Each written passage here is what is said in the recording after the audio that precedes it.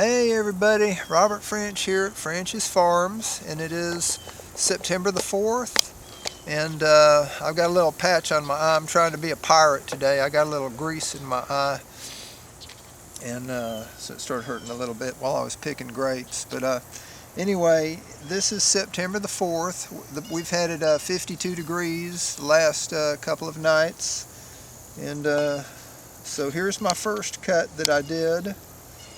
And this is the first time I pruned it. And then if you look up here, this is the second time I pruned this. I topped it off both times, and now you can see how much it's grown in the last month or so since I pruned it, 3 or 4 weeks.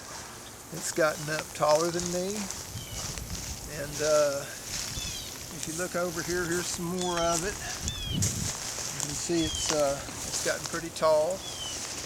Again, we are, this is Hope Mills, North Carolina, and we're 182 feet above sea level. We're about, what are we, Henry, about as the crow flies? Are we about an hour drive from the Atlantic Ocean? Something like that? Okay, yeah. So, we're zone 8A.